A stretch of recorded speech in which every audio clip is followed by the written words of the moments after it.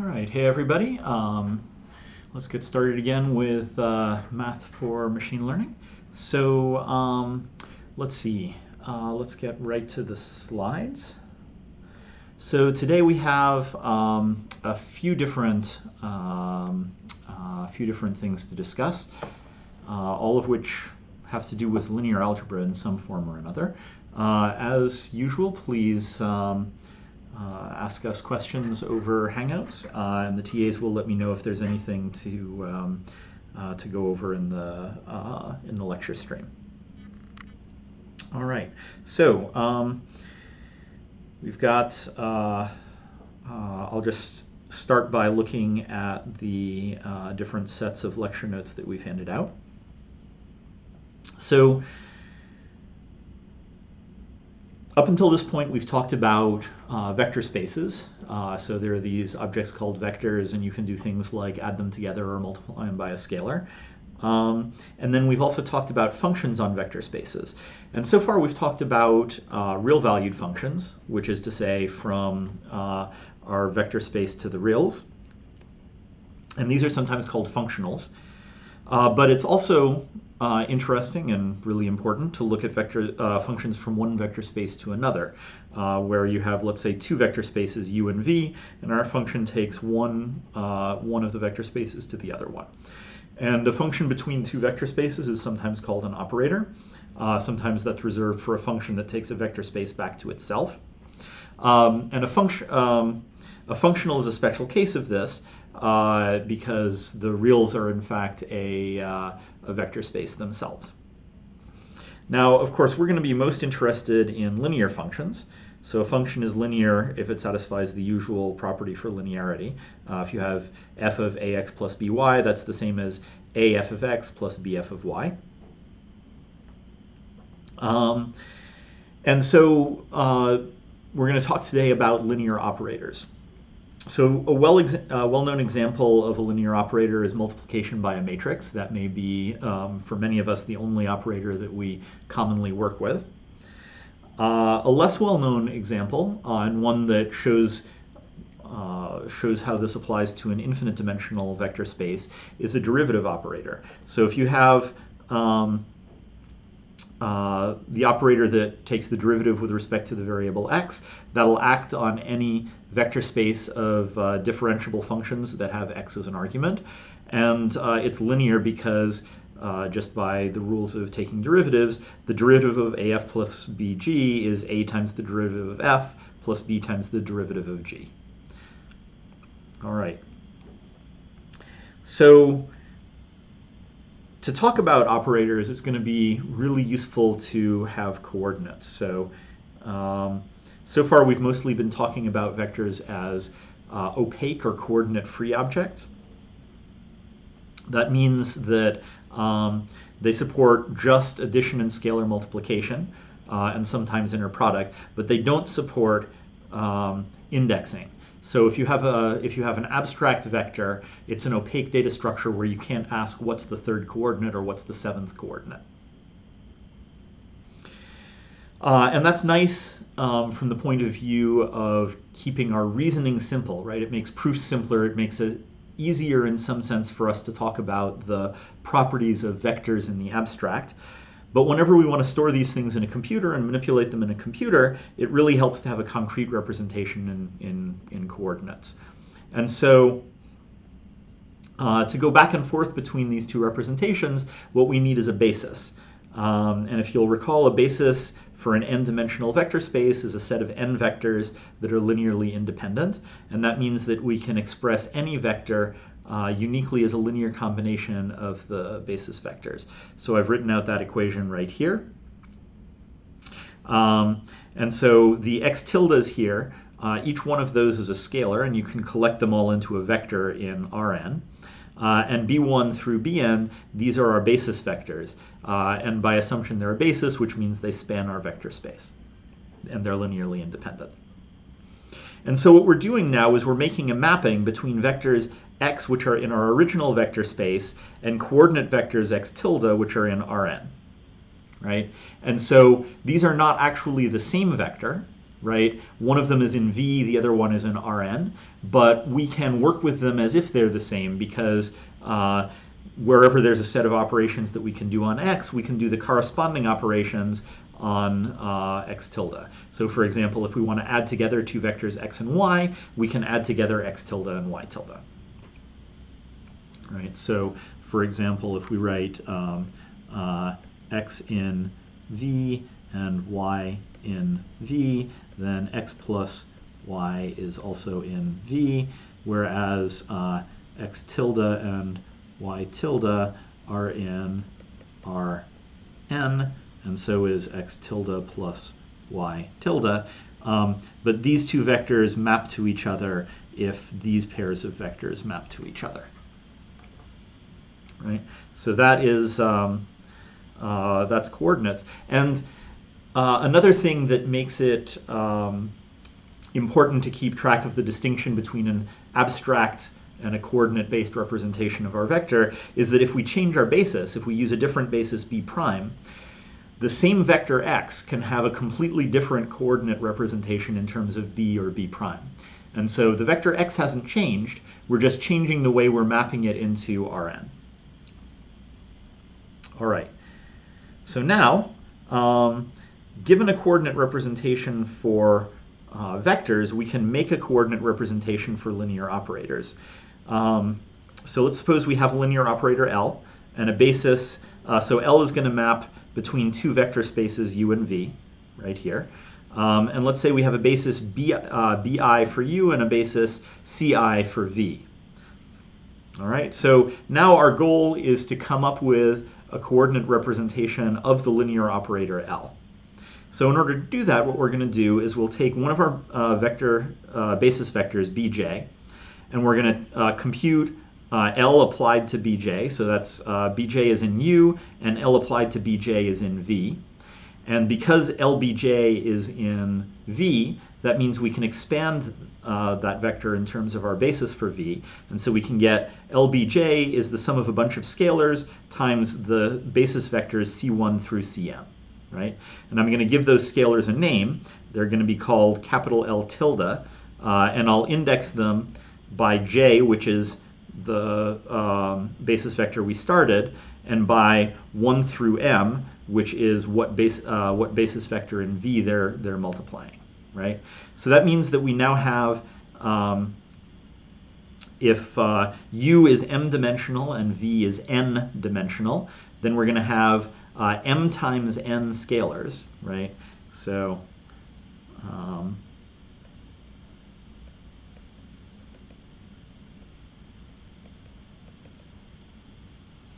we're going to get m times n scalars, which are L tilde ij, right?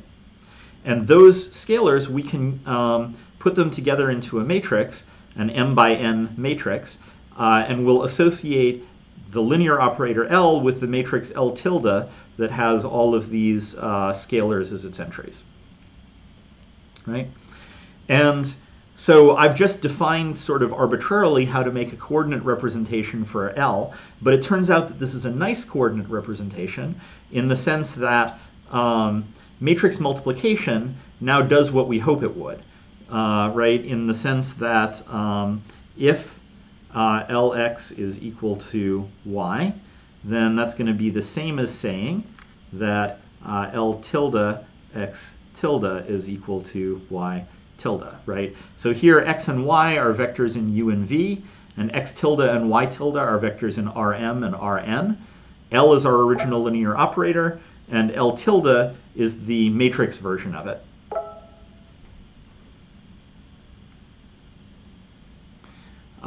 And so what's going to wind up happening is, just as every time we apply a function in the original vector space, we're going to wind up getting an equivalent matrix multiplication in Rn or Rm.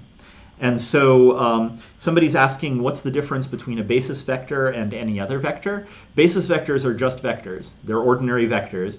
The only difference is that we're requiring a basis vector is an element of the set of vectors that we chose as a basis. And a basis means that it's a set of vectors that is linearly independent and it spans our vector space. Right? So basis vectors are just ordinary vectors. They become basis vectors only because we choose them as part of our basis. And we choose them as part of our basis in order to make a set that is linearly independent and spans our vector space. All right. And so I said just a second ago that function application in our original set of pair of vector spaces is the same as matrix multiplication in our coordinate vector spaces. There's a derivation of that fact right here. And I would encourage you to make sure that you can follow that derivation. It basically just uses the definition of linearity of L. And I want to remind again that picking different bases is going to result in a completely different coordinate representation.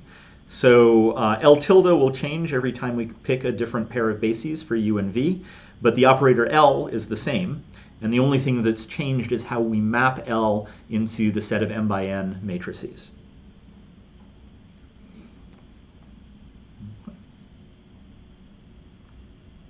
So we're going to, when we deal with matrices, it's often pretty useful to have this idea called a matrix slice. So if we have a matrix, let's say 1, 2, 3, 4, 5, 6, 7, 8, 9, right? We can make a slice by crossing off some columns and crossing off some rows, right? And keeping the remaining ones so that we get the smaller matrix 1, 4, 3, 6, right? And so slicing is just that operation of crossing out some columns and rows and keeping the rest. And the notation we're going to use is we'll give a set I of row indices and a set J of column indices, and we'll write L sub ij for the slice form by taking all of those rows and columns together. And so here's the example. Well, it's actually a slightly different example than the one I just wrote, right? But here's an example of taking a slice. And in order to specify the set of indices, we sometimes use colon notation. So it's either start colon end or start colon skip colon end. So 3 to 5 is 3, 4, 5, and 1 by 2s to 7 is 1, 3, 5, 7. That's a that notation comes from MATLAB, but it's pretty useful, so we'll just use it in math. And so, for example, oh, and another thing is that if we just use a colon on its own, that means the entire set of indices in whatever dimension we're talking about. So, for example, we can easily get the third column of L, that's L of colon comma 3, or the seventh row, which is L of 7 comma colon. So another thing we're going to want to do when we work with matrices is take their transpose or adjoint. Transpose of a matrix, adjoint of a linear operator. So given any linear operator, L from U to V, and we're going to now require that instead of just vector spaces, these are inner product spaces. And in fact, we'll make them complete inner product spaces. And the reason is we're going to be using inner products in the definition of an adjoint. So given that, that linear operator L, we can define the adjoint operator L star using this equation here. So this equation says that if we take the inner product between Lx and y, right, so x is a vector in U, Lx is a vector in V, y is a vector in V, and so Lx can have its inner product taken with y. That's going to be equal to the inner product between x and L star of y. So L star is now an operator in the other direction from V to U. Y is a vector in V, and L star y is a vector in U. And so we can take the U inner product here between x and L star y. And if those two inner products are equal, then L star is going to be the adjoint operator of L. And for clarity, I've gone ahead and subscripted each one of the inner products with the vector space that it's acting on. So it's not obvious, but the adjoint operator always exists. For any L, there's an adjoint L star. And it turns out to have a very nice and simple representation in terms of the coordinates of our operator. So if we have our operator L with coordinate representation L tilde, then the coordinate representation of the adjoint is just the transpose of L tilde, right? So a matrix transpose means that you swap column indices and row indices. So instead of having, L11 through L1n on the rows the way we did before, we now have that on the first column. All right. So adjoint is maybe a concept that you haven't seen before on linear operators, but it turns out to correspond exactly to the idea, to the very well-known idea of a matrix transpose on real-valued matrices. Now, just to show another use of the idea of an operator, adjoint and transpose themselves are operators, right? So we have a vector space of functions from u to v, and another vector space of functions from v to u, and the adjoint operator maps L to L star, right? And then the same thing, we have a vector space of m by n matrices and a vector space of n by m matrices, and the transpose operator goes from one of those to the other. And it's helpful to think of those as operators because then we can talk about properties of those operators. In particular, for example, adjoint and transpose are both linear operators. So the adjoint of a plus b is the adjoint of a plus the adjoint of b, or the adjoint of 4 times a is 4 times the adjoint of a. Now, if u and v are the same vector space, we can potentially have an operator that is equal to its own adjoint, and such an operator is called self-adjoint. Similarly, we can have a matrix that's equal to its transpose if m equals n, and that kind of matrix is called symmetric. And maybe not surprisingly, self-adjoint operators correspond to symmetric matrices. Another thing I should point out, by the way, is that if we take the adjoint twice, that's equal to the original operator. And the same thing, of course, if we take the matrix transpose twice, we get back to the original matrix. Maybe a bit more obvious for the matrix transpose, but given that you know that transposes correspond to adjoints, you can see that it happens for adjoints as well.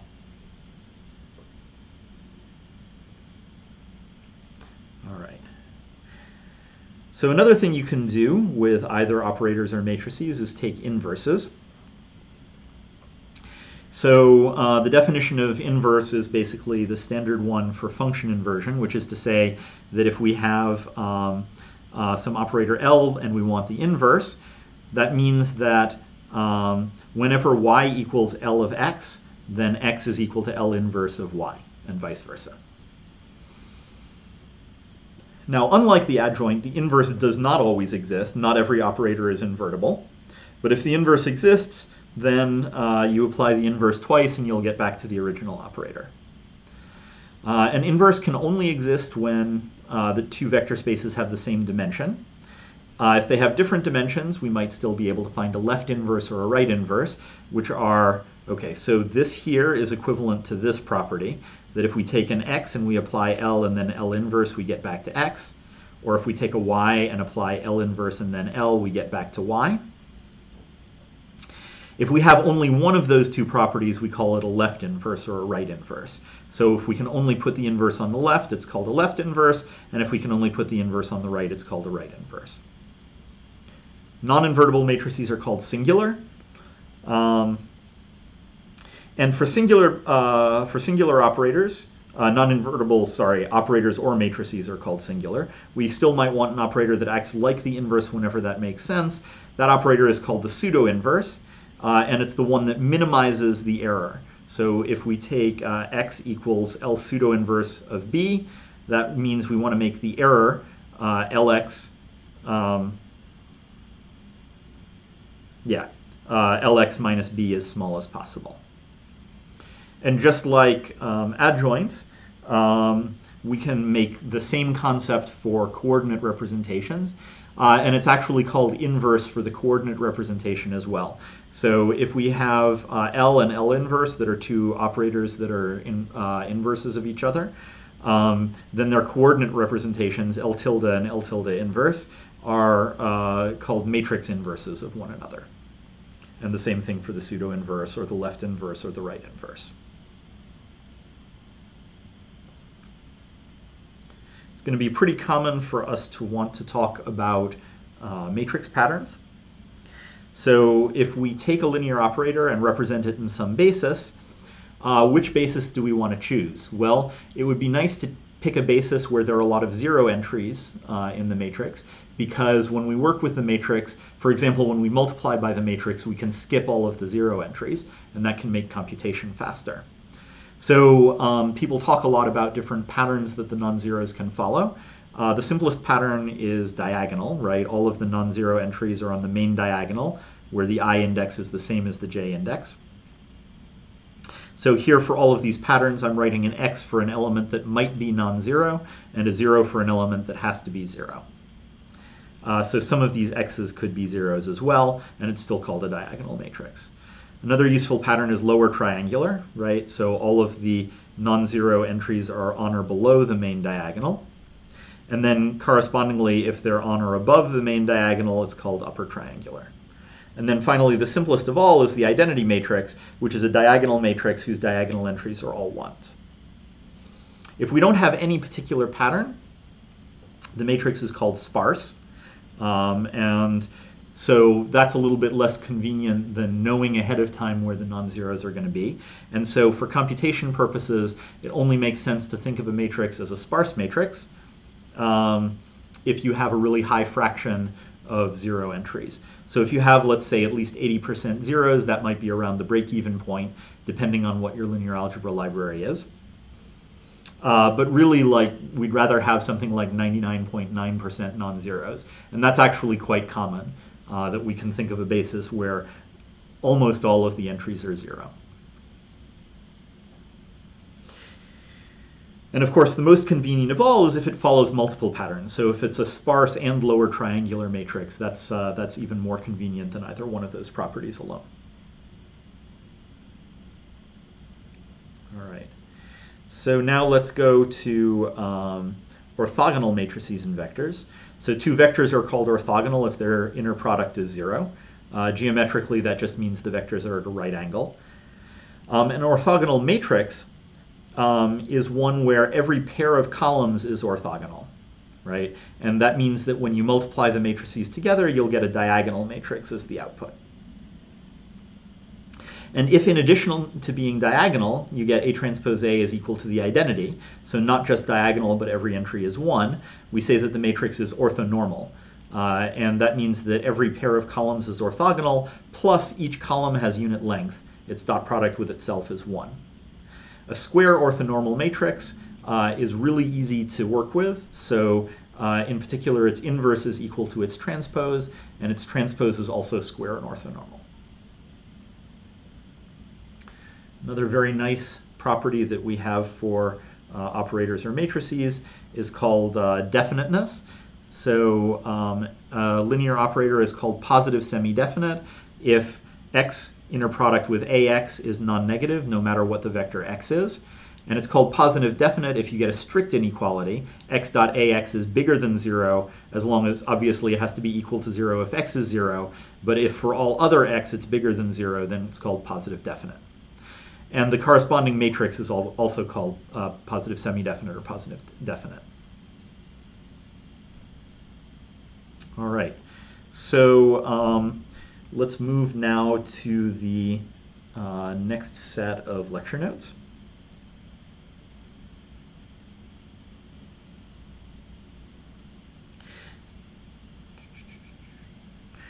So given that we have all of these linear operators that are represented as matrices, we're going to want to do some computation with them. And the first step in a lot of computations is factorization. A factorization just means we represent one operator as the product of two or more operators, or one matrix as the product of two or more matrices. And this is convenient if we can get the factor matrices to be simpler somehow than the original matrix. So for example, if one of them is diagonal or if one of them is lower or upper triangular. The two factorizations that you're going to see most often are LU decomposition and singular value decomposition. And I posted yesterday on Piazza that you guys should make sure that you have access to some kind of computer platform that lets you compute factorizations and solve sets of linear equations. So please do make sure that you can do that. So, okay, we have LU and singular value decomposition. Both of these always exist for square matrices A. And they look like this. So in LU decomposition, we write that, oops. So in LU decomposition, we write that a matrix A is equal to L times U, and here A is a matrix that could potentially be full. It could have non-zeros everywhere, but L is lower triangular, and U is upper triangular. And there are, the most common algorithm to find this decomposition is called Gaussian elimination. You might have seen it when you're solving sets of linear equations. In an LU decomposition, if A is symmetric, right? So if A equals A transpose, then we can get A factored as LD L transpose. In other words, we can use the same matrix on the left. We can set U equals L, and the only thing we have to do is put an additional diagonal matrix of signs in between the two sides. And if A equals A transpose and A is positive semi-definite, then we can get A is equal to L times L transpose, right? So we don't even need this matrix D. This one, by the way, has a separate name. It's called the Koleski decomposition, but it's basically just LU decomposition applied to a symmetric PSD matrix. The other one that we're going to use commonly is the singular value decomposition, which is A equals U S V transpose. Here A is still a general matrix. U could be dense as well, but we have that U transpose U equals the identity. S here is the same size, but it is diagonal. And V again is potentially full, but V transpose V is equal to the identity. So U and V are orthonormal, and then we can also arrange that SII is greater than or equal to 0 for all I, right? So a non-negative diagonal matrix and two orthogonal matrices in the singular value decomposition. And if A is symmetric, that implies that we can take V is equal to U sigma, where sigma is diagonal and has only plus or minus 1 entries on the diagonal. And then if A is symmetric and PSD, that implies that we can just take V equals U. So no need even for this matrix of signs.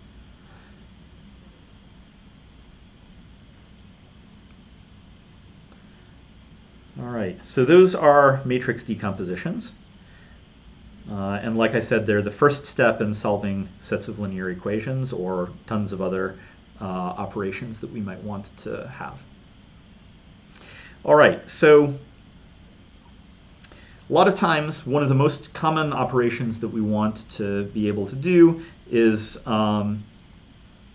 solve a set of linear equations, right? So we have a vector b in the range space of A, and we want to find an vector x that's in the domain of A, and we want to solve the linear equation ax equals b. Now, we're going to assume that A is invertible so that we're guaranteed that this thing has a solution. And so the solution is simple to write. We have x equals A inverse B. And a lot of people are tempted to just call some code that gives us a representation of the matrix inverse, A inverse, and apply that to B. But don't do that. That's usually a bad idea. Why is that a bad idea? There are two reasons. One is that it can be expensive to compute A inverse. So, for example, if A is sparse, then A inverse will typically be dense, and so it can be much more expensive to work with A inverse than A. And maybe even a more important reason, because it's always true, whether A is sparse or not, is that we get round-off errors. So a lot of times you don't have to worry about numerical precision when you're working with numbers in a computer, but this is one of the cases where you do have to worry about it. Double precision real numbers have a typical error of a factor of 10 to the minus 12, which is to say essentially negligible error for most purposes. If you were to compute A inverse and multiply A inverse B using double precision arithmetic, you could very easily get much, much larger errors. You could get only, say, 3 digits worth of precision, or you could even get negative 3 digits worth of precision, that the errors are 10 to the 3 times larger than the signal. So don't compute A inverse unless you're absolutely sure it's not going to cause a problem. Instead, do what's in the next section of the notes. Solve your linear equations using matrix factorizations. So the most common version of this is with the LU factorization, right? So if A is L times U, then X is going to be U inverse L inverse B. And we can typically find L and U efficiently and without causing lots of round-off error. Now, we still shouldn't invert L or U to get L inverse or U inverse, but what we can do is we can use an algorithm called back substitution or back solving that takes advantage of the fact that L and U are triangular to solve to get L inverse B without ever computing L inverse, and then to solve to get U inverse of whatever the result of that solution is. Let's call it y, right? So we solve Ly equals b, and then we solve ux equals y, and we can do that efficiently. And we can do it repeatedly. We can factor once and then use different right-hand sides b, one after the other, with the same factorization. And so in MATLAB, it's actually LU followed by back substitution is a single character to implement, right? The backslash character will automatically do a whole LU decomposition and back solving for you, which is kind of cool. It's a few more characters in other languages, but not very many, right? It's this is one of the tasks that the numerical linear algebra people have been working on ever since the first computers used Fortran in the 1950s and 60s, right? We've been working on being able to solve linear equations quickly. Now, if we don't, for whatever reason, want to use LU decomposition, we can also use the singular value decomposition. If A is US V transpose, then X is V S inverse U transpose B. There's two things going on here. U inverse is U transpose. So for example, if I multiply by U transpose, let's actually do that, right? So if we have X is equal to U S V transpose B, then, sorry, other way around.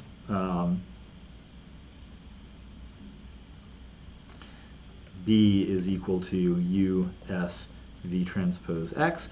Then we can multiply by U transpose and get U transpose B equals U transpose U S V transpose X, and we know that this is equal to the identity matrix, so we can drop it. Then similarly, we can multiply by S inverse U transpose B equals S inverse S V transpose X, and again, S inverse times X, we can just drop it. And then finally, we multiply by V, and we get V S inverse U transpose B is equal to X, right? And so transposing is quick, and since S is diagonal, computing the inverse of S is also very quick. We just take 1 over each element on the diagonal. Now, why would we want to use SVD instead of LU?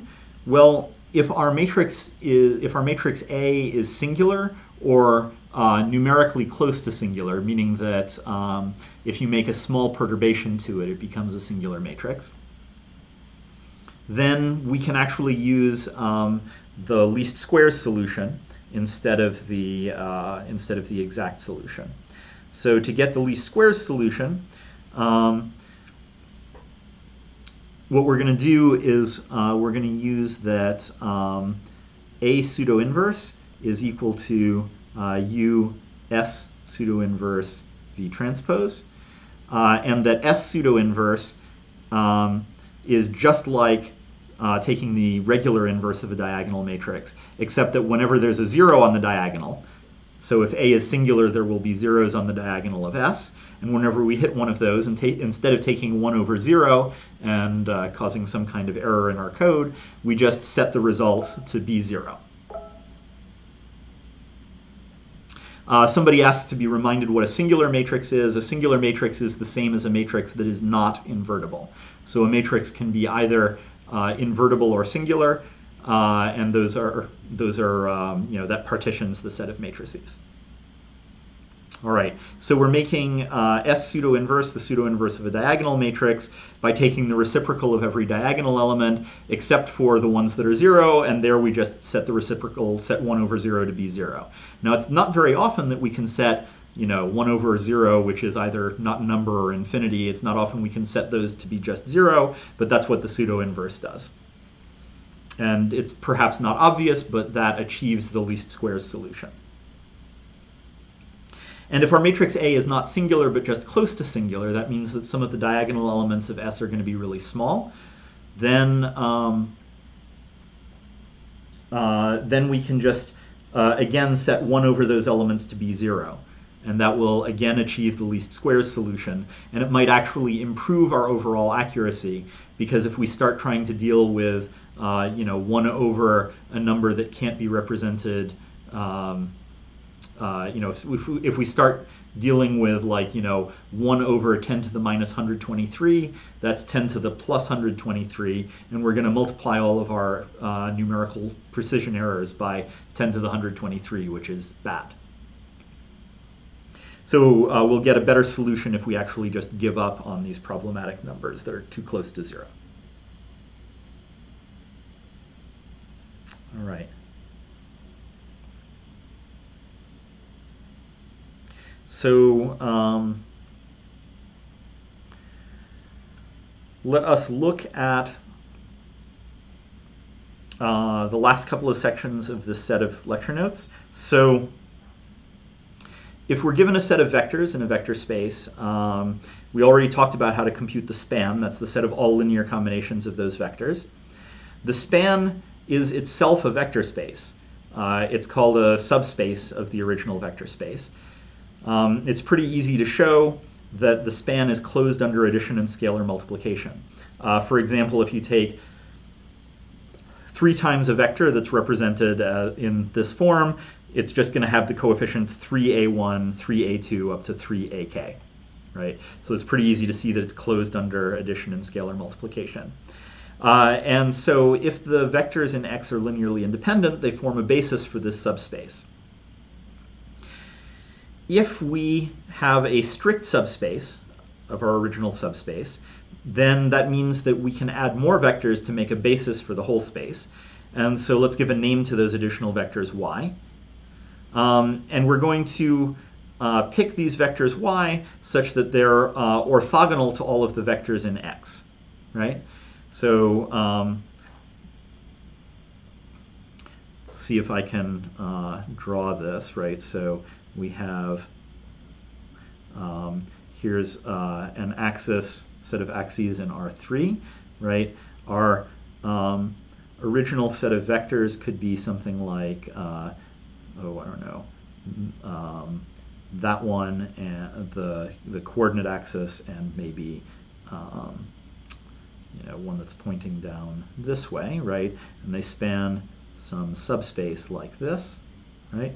And we can choose another vector, let's say this one, right, which is orthogonal to that vector and also orthogonal to that vector. And when we add this new vector to those other two vectors, it forms a basis for all of R3, right? So this is, I'll label it, this is x1, this is x2, and this is y1. Now the span of y is called the orthogonal complement of our original subspace, and that's written as S with this little bottom symbol, S superscript \BOT if you use LaTeX. And taking the orthogonal complement twice gives us back the original subspace. Furthermore, if we add together these two subspaces, meaning the sum of a vector x in S and a vector y in the orthogonal complement of S, then we're going to get back the whole subspace. So we've decomposed the original subspace into the sum, the original whole vector space into the sum of two subspaces. One of them spanned by x and the other one spanned by y. All right.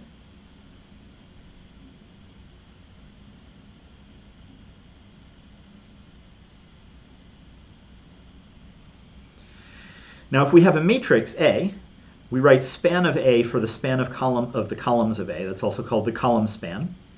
And if you look at it, you take the matrix product A times X. That's going to be a linear combination of the columns of A, because X1 multiplies the first column of A, X2 multiplies the second column of A, and so forth. And so AX is going to be in the span of A. And for that reason, that's called the range of A, right? It's the range of the function that we get by multiplying by A. The null space of a matrix is the set of all vectors x such that when you apply A to x, you get 0. So the 0 vector is always in the null space, but some non-zero vectors might be in the null space as well. Another name for the null space is the kernel.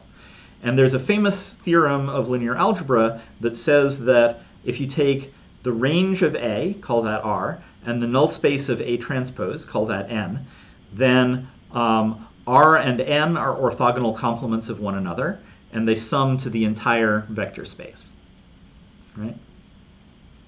And we can say, so this is sometimes called the fundamental theorem of linear algebra. It's important enough that somebody is willing to call it fundamental. All right, and we can say the same thing for a linear operator. We can have the range and the null space of that linear operator, and we can say that the range of A and the null space of the adjoint of A are orthogonal and sum to all of the vector space. So that's everything I wanted to say about linear algebra. I know we've gone through a lot of concepts on linear algebra. Hopefully, at least some of them are familiar, probably some of them aren't. What we're going to do now, I'm going to hand out an exercise that puts, it combines a lot of the concepts that we've gone over in the past few lectures. And this is going to be a lecture notes exercise, which means that you have until midnight the next class day, which is to say Wednesday. But I'd like to give people some time to get started so that people can ask questions. So what I'll do is I'll go ahead and post that exercise on Piazza.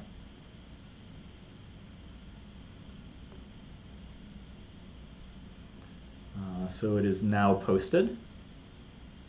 You guys can, I've pinned it to the top of everybody's feed. And I will also go ahead later and link that from the syllabus so that you guys can pick it up from the syllabus. So let's go over what you need to do the assignment. So what the assignment asks you to do is to express a vector in a given basis, right? So we have some vector which we are calling x, and it's in a vector space V, which we have a basis for. So V is equal to the span of B1, B2, up to Bn, right? And someone has told us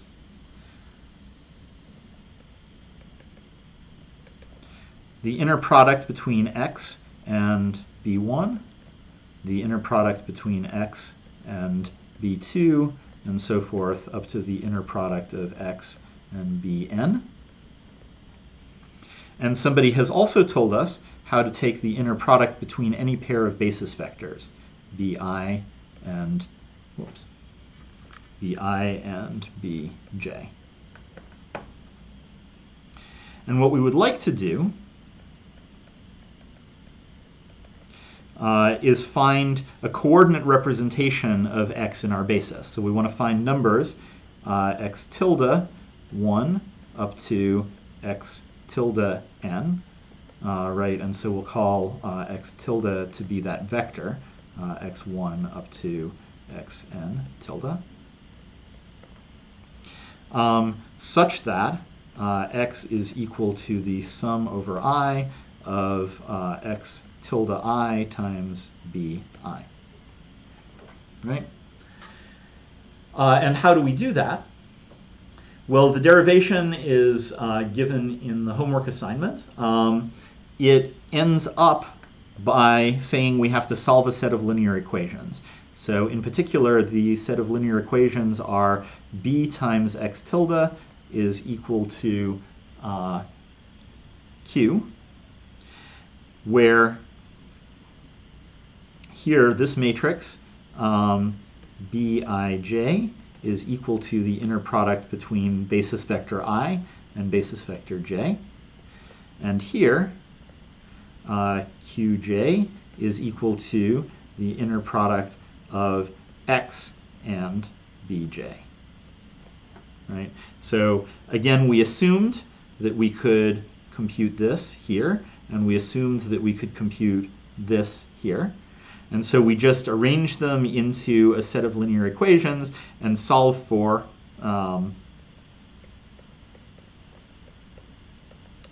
x tilde. All right?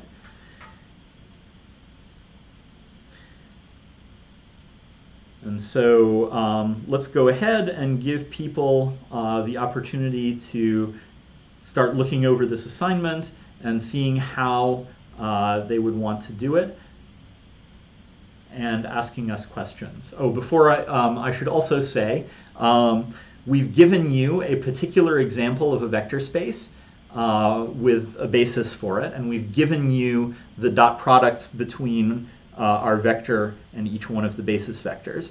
And so your goal is going to be to solve for x tilde given that information. So please go ahead and have a look and let us know if you have any questions.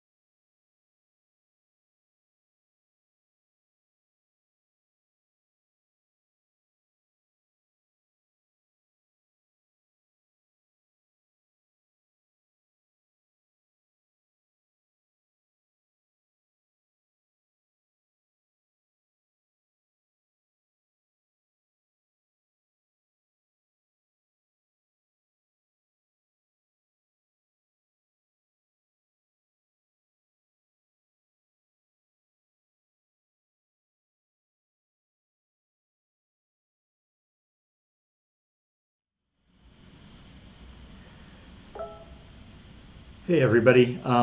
We're getting not very many questions so far, but one question which was how do you compute this dot product, this inner product between BI and BJ? A couple of people have asked how to do that computation. In general, there's no general answer, right? Whenever you have two vectors, somebody has to tell you, a code or a mathematical expression for how to compute their inner product. But in this particular example, right, so we have a specific example that we're doing in this exercise, and that example is that our basis is equal to the set Qx for x equals, and we're given a bunch of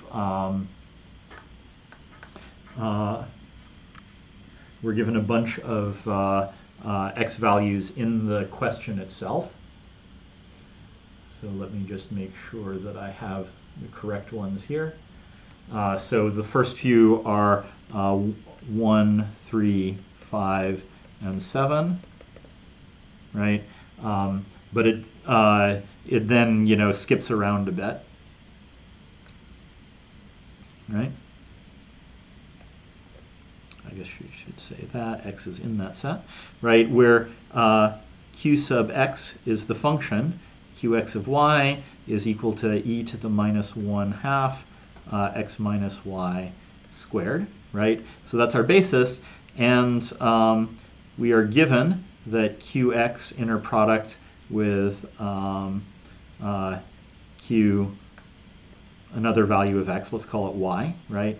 This is equal to the function qx evaluated at y, which is the same as the function qy evaluated at x, which is equal to e to the minus 1/2 x minus y squared.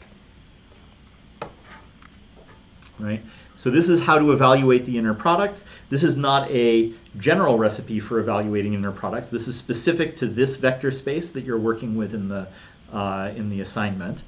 And it's just a given that this is the expression for computing that inner product.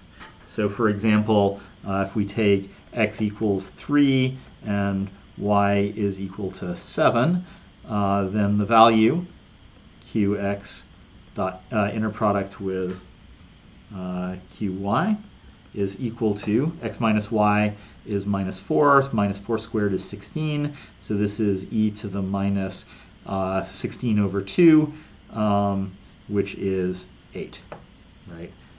So e to the minus 8 is a pretty small number. These two vectors, qx and qy, are almost orthogonal.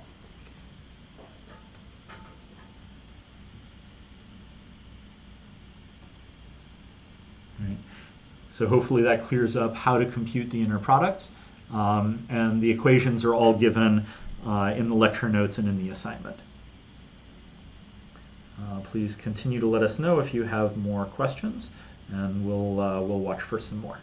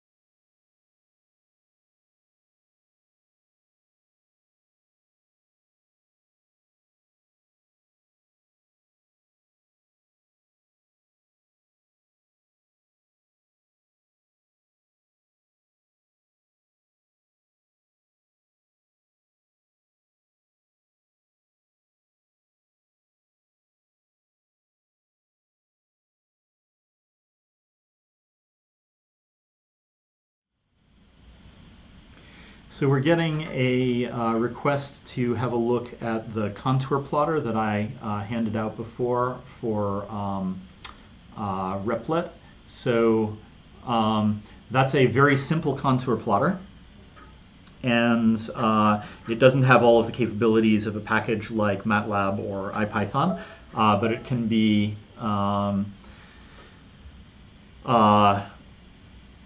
you can use it to get a contour plot. So which is useful, obviously, for the homework due tonight, and it might be useful for other things as well.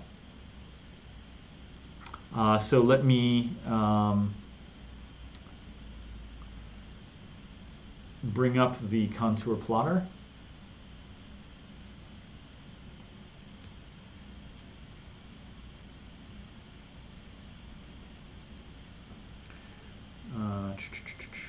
So here we can just, I just followed the link to the contour plotter and you just hit run.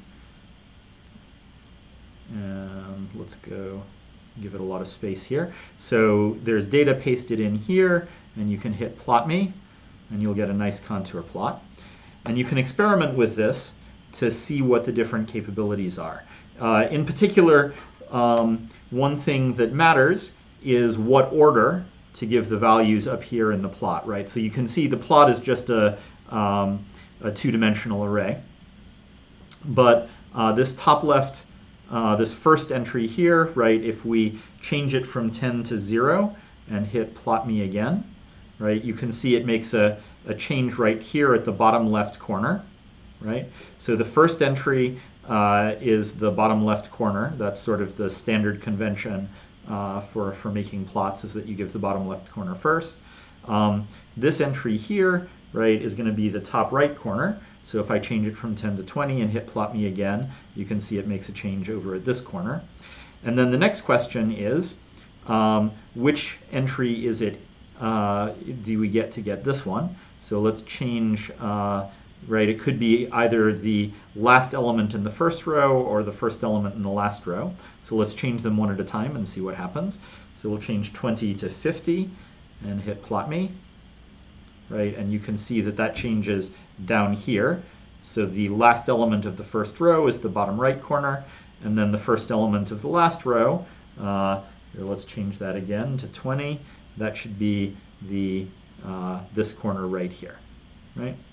And so the other thing that you can do is you can put different x values and different y values, right? So here, the x values and the y values are just assigned as the first natural numbers, 1, 2, 3, 4. But if we want to change the x values to be 21, 22, 23, 24, 25, right, and hit plot me, boom, right? So it changes, or it should change.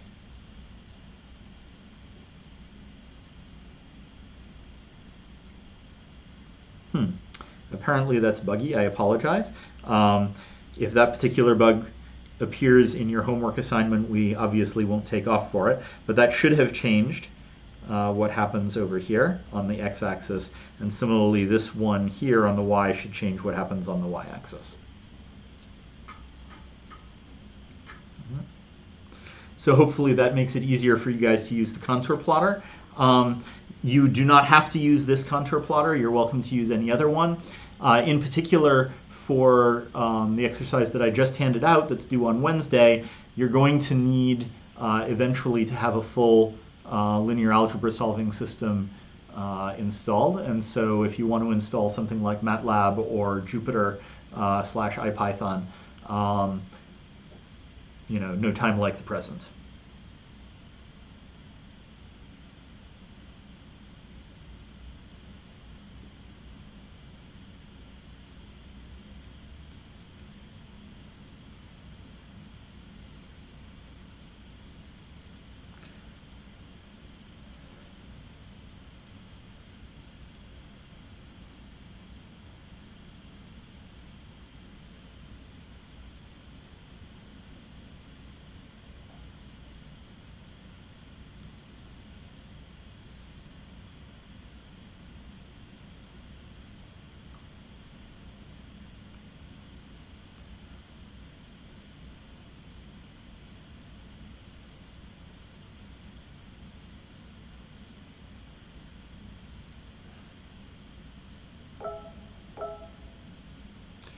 All right.